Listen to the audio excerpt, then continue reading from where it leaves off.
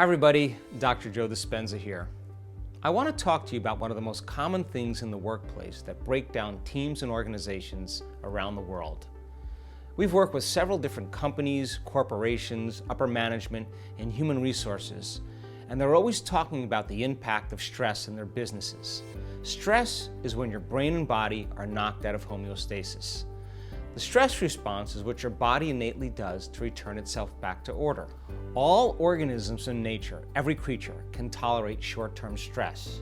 But when the stressors add up and people keep reacting to threats and conditions in their external environment over and over again, they'll keep their brain and body out of balance, and as a result, a system is going to break down. That means individuals are going to break down. Teams are going to break down because no organism can live in emergency mode for an extended period of time. Living in emergency means living in stress, and living in stress is living in survival. What are the effects of that? It turns out that the main cause of absence in companies and organizations everywhere have to do with stress and anxiety-related problems that add to health problems. 75 to 90% of every person that walks into a healthcare facility in the Western world walks in because of emotional and psychological stress.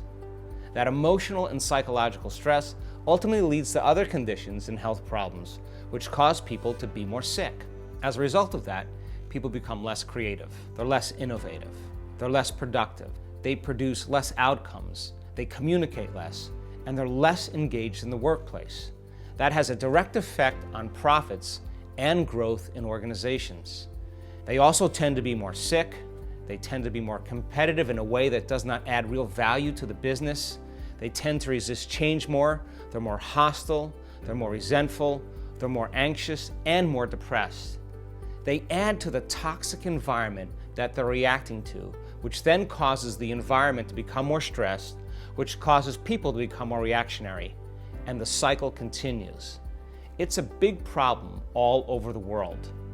It turns out that there's a way to teach people how to make significant changes in their brain and body, and it's actually a formula. Our company teaches this formula